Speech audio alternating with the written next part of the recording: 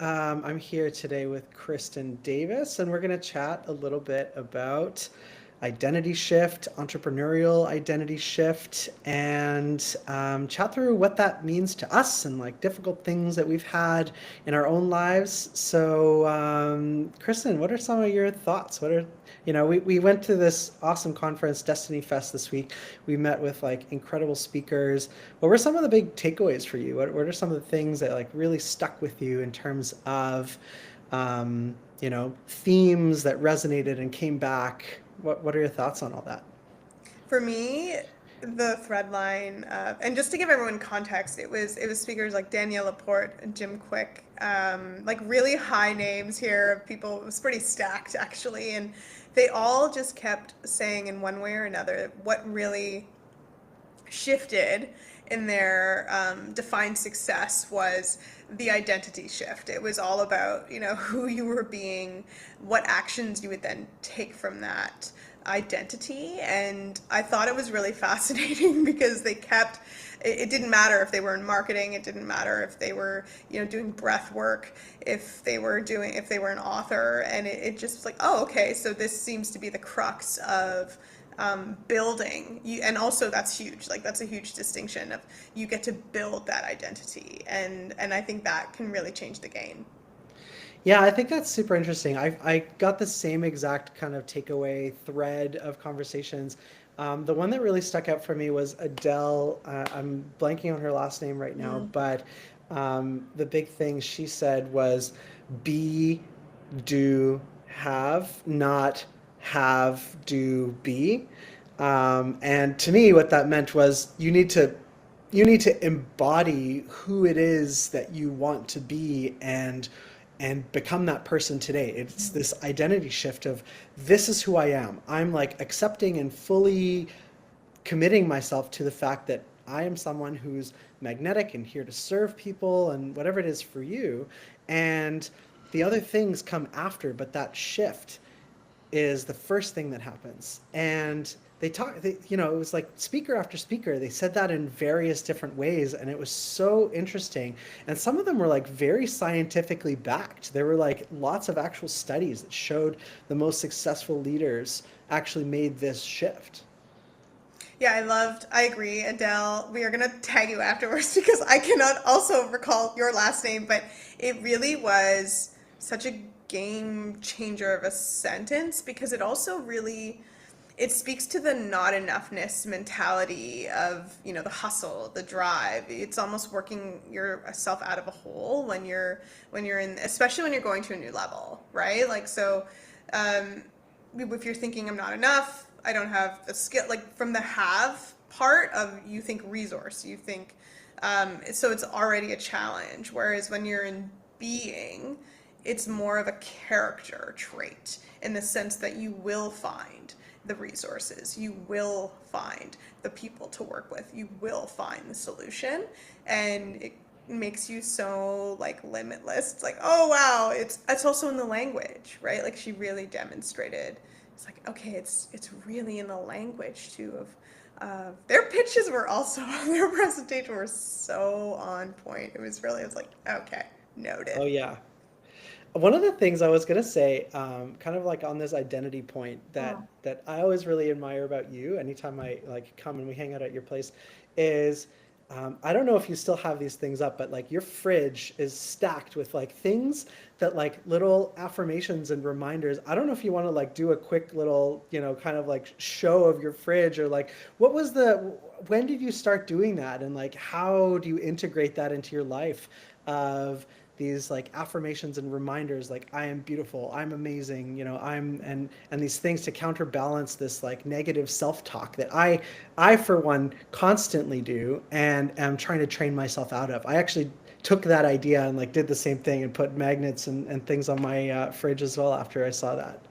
Oh my goodness. So yeah, ironically, I actually just took the majority of them down, and hold on, I'm just gonna grab the one that I have, that I currently have on my fridge. I don't know if everyone can see this. It's full responsibility. And I love it. where I really truly got this from was a bit of Louise Hay, who's the like queen of affirmation, self-help, like the original guru, but really it was Tony Robbins. So working in that world, and he speaks so much about just the neurological programming of your language and your mind. I mean, he certainly is huge on taking messy, massive action. It's not only about, affirming I'm beautiful, but language is key for him. And so that's where I really learned, like, okay, wait, like that's where I learned the programming, like that we are software, that we are our body, our cells, what we say to ourselves,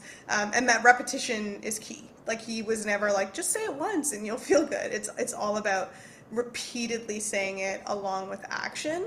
And the reason why I also, just to full circle it, the reason why I have full responsibility on my fridge now is because it's a matter of I have full responsibility of what I say about myself. And so it's just really holding a whole new level of accountability. Whereas before, I think even though I've been doing the programming for years, I still think it's about me writing the narrative, and I have a responsibility to that too, right? Like it's Right. and I think that's where you can be accountable to, where when you're letting or believing that you're letting other people say your value, your worth, what you're capable of, you're not taking full responsibility for your narrative. So that's my new, like, okay, how are you going to do this? Like fully embody that.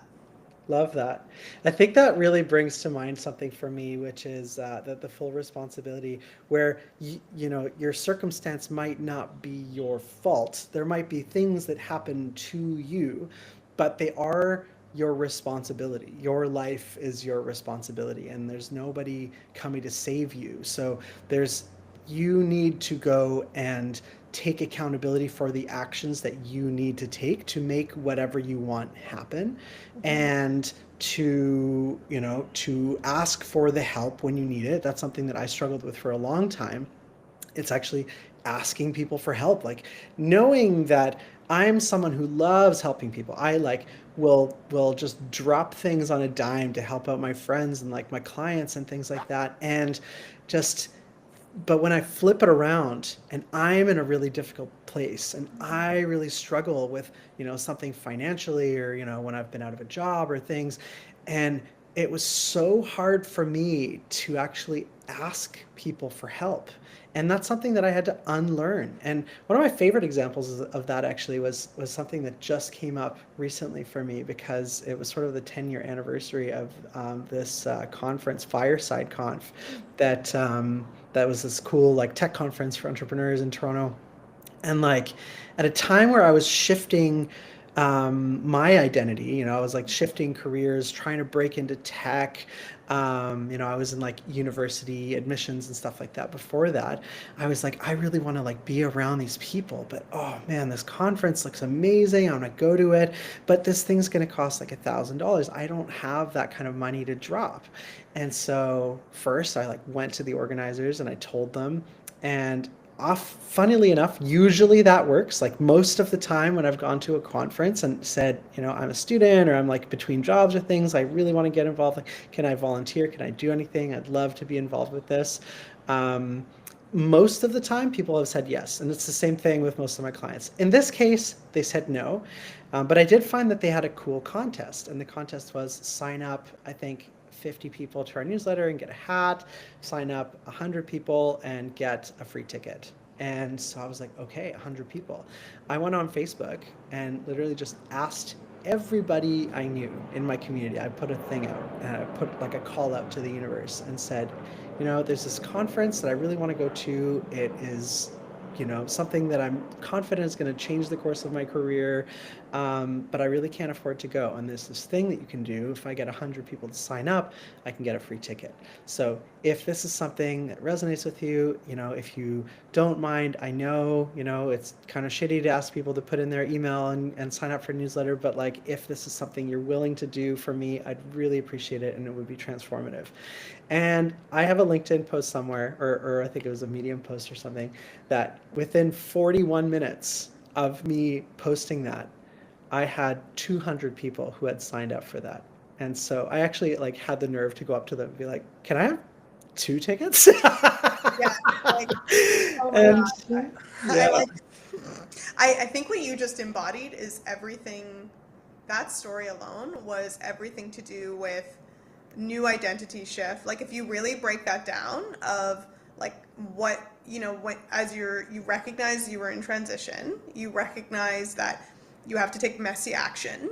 Like it's so phenomenal. That's like a perfect case study of who you were being versus what you were having. And it's as a result, and sorry for interrupting that because I'm curious about, first and secondly, of course, it always goes better than you think it did, and you excel and exceed your own goal, and now you're getting 2 tickets instead of one. But I like two questions. A, like, how did that conference go? And secondly, I think what I love about you is you're always about messy, like just go for the action, which to be honest, as an A-type Leo is the scariest thing to do in the world. But what I think is monumental to an identity shift is the openness. And I am so curious. You were very open, like as a person in general. And I think that's why you're like on the precipice of, that's why I think identity shift is and messy action is easy for you. So twofold, how did that event go? And how do you stay open? Like how do you do, like, do you have a process? Yeah, that's a really good question. So I'll start with the first. How did that event go? It was exactly what I hoped it would be. It was better than like my wildest dreams. It was a place that was essentially, it's like a tech conference, but like at a summer camp, and there's no cell reception, there's no technology. So it was just like fully focused on like connection. I'm connecting with people. And like, it wasn't about who someone was and their status. It was really about like you're sitting at a campfire, like next to somebody, and that person is like the CEO of some cool tech company that Yeah. you either have heard of and it's amazing, or you haven't heard of and now you do. And all the talks were like literally fireside talks. Like they weren't just like a fireside chat. They were literally a fireside chat where you were by a fire and there was a bunch of people Like around roasting and marshmallows and together. like roasting marshmallows, exactly. And it was just, and it's the 10-year anniversary of that conference for me, actually, this month. Wow. And so it was so cool, and it just really showed how it doesn't have to be like this formal thing. Like a lot of beauty in like relationships and like networking and connection is through just like being vulnerable, people sharing their vulnerable stories. That's what I love about, if you've never been to this, Toronto has this amazing event called Toronto Fuck Up Nights, run by Marsha Drucker and her incredible team. She's been, I think it was just their 8-year anniversary now, and it's an awesome event because people just come up and like they share their most personal stories, and like a lot of the time like people like speakers will be shedding tears about some of the hardest moments in their lives and like how they overcame them and the lessons that they learned. And it is such a tight knit group, and I love that kind of feel. I'm like aspire to be more like that. And I think that, to answer your second question, I think that's what changed for me is I had to realize that I don't feel comfortable asking for help because of whatever, like trauma I've had and whatever like history I've had with things. So I had to learn to ask for help and be okay and like exercise that. Mm. And the first time that happened for me was we were doing this. I ran this group called Hacker Paradise, which was like a traveling group of entrepreneurs around the world, back in 2016. And one of the things that we did every week, which is actually what we're doing now in my school community for entrepreneurs, is a weekly reciprocity ring. So it Wow. was such a cool concept because every day, every Monday, we would all get together and physically like sit around in a circle, and each person had to ask for help with something. And you had to. That's the rule. You have to ask. And if you don't know, sometimes like the beginning was, I don't really know what to ask for help. I don't know what to ask for help with. And so we said, you have to ask for help with something. So like, hey, your mom's birthday's coming up. I need help picking out a birthday present. So just that like little micro asks to Mm. start. And then like the following weeks, people would kind of keep a list of things that they were struggling with and realize, oh, I need something for Monday. And so they would actually write it down and bring a better thing. And by the end of it, like every week, people would come up with an amazing thing to ask for help with that they're really struggling on. And somebody in the group would offer to help with that thing. Like they might be an expert at newsletters and you're really struggling with your newsletter. Or, hey, I'm really struggling with this like code on my website. There's something broken and it's just driving me crazy. Like, can someone help me out? And there was somebody who always stepped up to help, and we would actually take minutes and like do accountability around who's volunteering to help with who, and it was up to them to go and follow up. And that was transformative. It was absolutely incredible to see, you know, how much of a rocket ship that put everybody on, because like all these big things that we tend to stay in ourselves with were just things like roadblocks that we would just smash through, and then people would just keep going and keep the momentum going. And that's like just that's the thing that I'm trying to do, and building this school community Monetize Your Magic is exactly that. We're trying to do these weekly reciprocity rings, and it's something I just started a week ago, and now we've already got 70 members in the program, or in the school community. So it's really incredible to see that momentum, and I really want to foster that exact same ideology. It's interesting. Something came to mind. I mean, they didn't say it at Destiny Fest quite so particularly, but I mean, because the thread line of my own career has been supporting entrepreneurs throughout, and what I'm noticing is that it's the practice of asking, right? It's like the reps you have to. It's like building muscle The in muscle. asking for support, to learn to delegate, to learn to know your strengths. And I think that really again is in correlation with when you are building a new identity, which I am also in the crux of myself. And even at the conference, I definitely struggled with like, what do you do? And I'm like, well, I'm marketing consulting, but now I'm, you've been so supportive of, calling me more of a mindset, as I've been coaching entrepreneurs my entire life in mindset, really, truly, not really owning that part of me. And then being part of the Tony world and working, in so many different self-development ways. And I'm so passionate about it, that now it's made me realize, like, especially as I'm also now become like a huge fan of fitness, and found a regular routine, there's so many correlations between building the muscle, building the rep. And I think that identity isn't fixed either. I think that used to be it, where you think, okay, I'm going to be an entrepreneur, a millionaire. Like that's again the have, do, be. That's not the best modality. Whereas when you're going, it's very fluid. It's practice, right? Entrepreneurship is a practice. It's not like I'm a founder, that's it. Like it's actually much more fluid, and it's like putting in the reps of, and it's super interesting now that it also gives you a lot more leeway in going, it's going to look different every day. Your identity, it's constantly evolving, right? So it gives you a little bit more grace to not get it perfect or right. Like you were saying, first it's a birthday present, but that is great. That's great. That's what you need at the time. And now, then it's marketing help. But at least it's almost the small awkwardness first, and then the bigger ask, because it might feel like a burden, or it might feel odd, or you might not even have the clarity to know what you want yet, and to give yourself that time. But at least in the messy action of doing the practice action, you're actually, it's the process. You're learning the process of asking, which is super cool and interesting. Yeah. It's interesting. These are all muscles, right? We talked about Yep. like affirmations, and Mm-hmm. that's also a muscle, like, Yep. beating down your negative self-talk and like actually reinforcing yourself with like positive, I can do this. I am capable of doing this. I believe that I can do this thing. I love the 5-minute journal for that. It has like Mm. five, I think it's like 3 things that you're proud of today, and like 3 things that, I haven't done it in a little while, but like 3 things that 3 affirmations. And I always loved that practice. I actually did it pretty consistently for Mm. like almost a year, and I'm realizing now I need to do that again because it was super helpful with that. But Yeah, I'm thinking a little bit about what comes to mind for you. You talk about the Tony world, and just for context for everybody here, we're talking about Tony Robbins. Kristen worked Yeah. directly with Tony Robbins' team for what was the program called?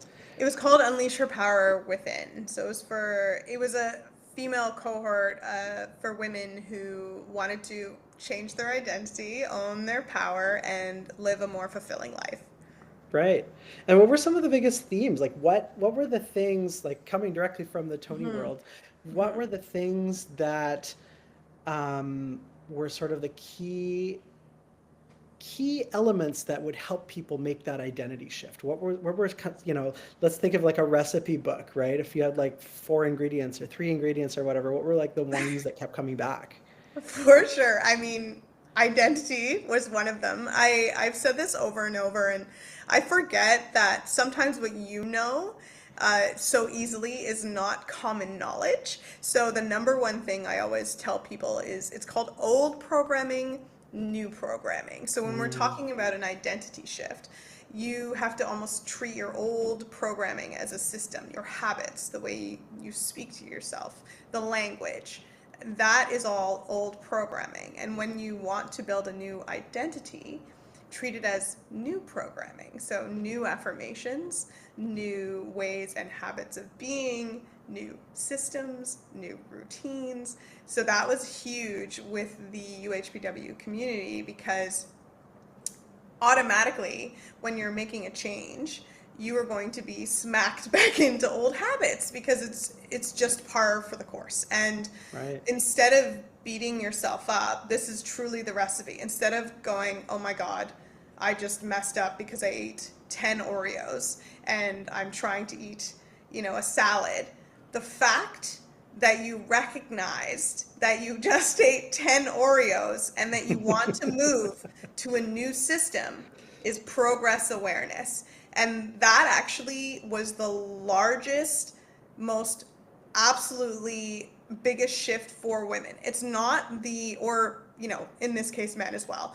It's not that you get to the new identity. In progress awareness, it's going, wait a minute, this is old system. I need to go and eat the salad in new system.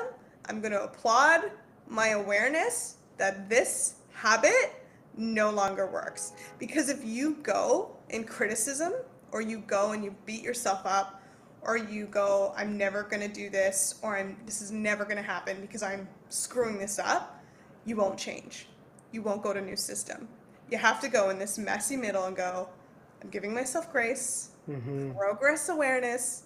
I'm going to do this with love. I'm going to applaud the fact that I am going to stop and not eat the 11th Oreo, and now I'm going to move to a salad. That's new identity thinking, right? You're Hmm. thinking in that you're not there yet, but you're in the thinking, you're in the being. And that is where the shift actually happens. So it's not when you have the car, when you have the hot body and you've eaten 10 million salads and you've done the perfect push up or whatever. It's in the shift in and of itself and the awareness. That's to me Hmm. where literally thousands of women, no word of a lie, I did 3 cohorts, thousands of women, that's where the change happens in the awareness.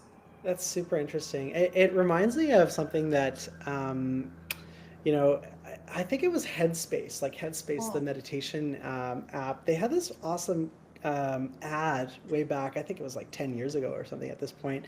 And their initial intro video was sort of dispelling the myth of what meditation what most people think of meditation as is like, okay, you have to be like perfectly quiet and like you have to be thinking about nothing at all and you have to be perfectly zen and you have to be sitting in this particular way. And they were just like, no, it's not that. In fact, like you are going to have thoughts about things. Your mind is going to wander, and it's not about like making that not happen. The muscle, the exercise is recognizing that and saying, okay, my mind is wandering. Um, okay, let me try to bring this back. And you just try to bring it back. And it's this like little muscle of my mind was wondering, okay, I'm going to bring this back. And it's just doing that over and over again. And I think actually it might have been that for me that really helped me with learning to ask for help was when I sort of started following that program a little bit more. Um, but yeah, I think it's all about these different muscles that we're practicing and flexing and growing these different ways with affirmations, with asking for help, with you know, with all these different things we're talking about. And it also makes you realize that it's not that, oops, sorry, it's not that anyone is further along or better, Mm, or like, I think that's the other part, like seeing those speakers and kind of like they're on stage, I'm an audience member, like that distinction, or putting people on pedestals. It's actually the complete opposite. It's the vulnerability of admitting that they actually are literally demonstrating the process. Like we literally saw it throughout that they all were saying in one way or another the same thing. It just means they've learned how to mitigate it better. They've found their process that has worked for them, and now they want to see you win because they actually are still in it.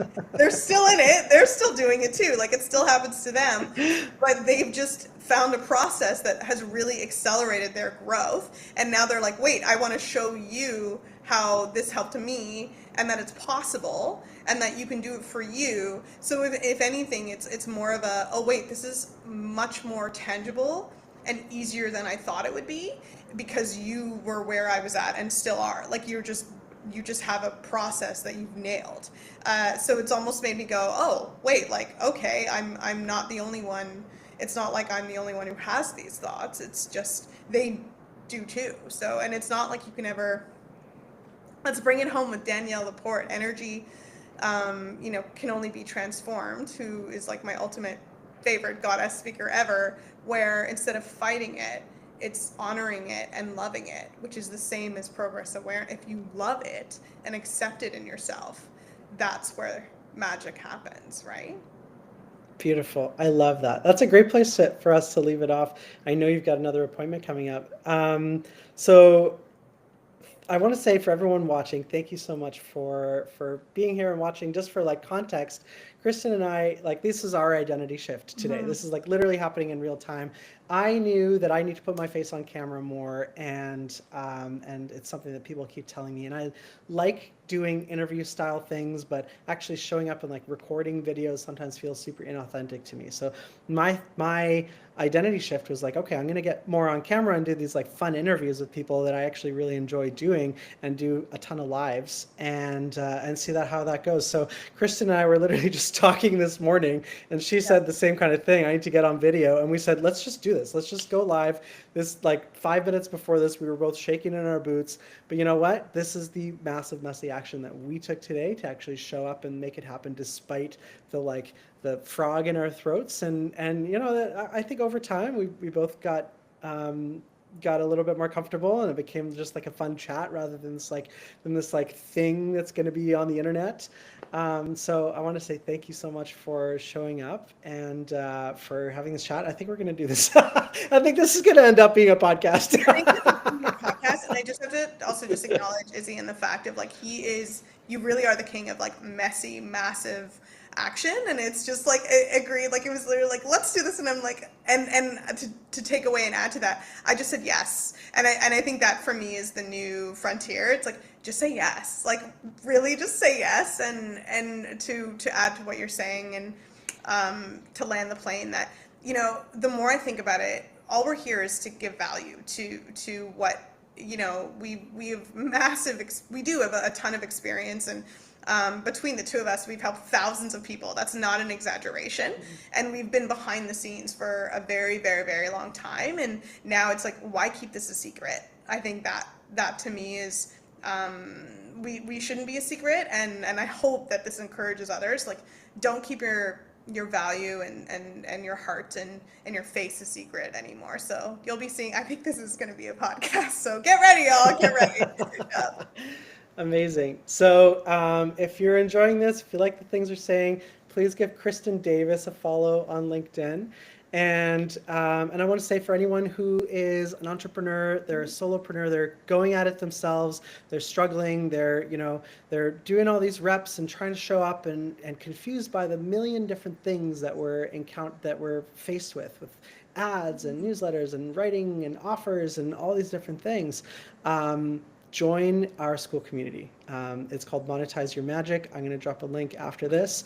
And you can find it at school.com/mymagic/about. So if that's something that you really need to be a part of a group of other people holding one another accountable and busting through these roadblocks that you have, please, I would love for you to join our community and bring value to one another and all grow together, because we're all here to level up. We're all here to break out of this rat race, 9-to-5s that we're in. And I know that there's so many people that have so much value to offer and just don't often believe in themselves. And I'm here to tell you that you are incredible, and I am excited to work with you.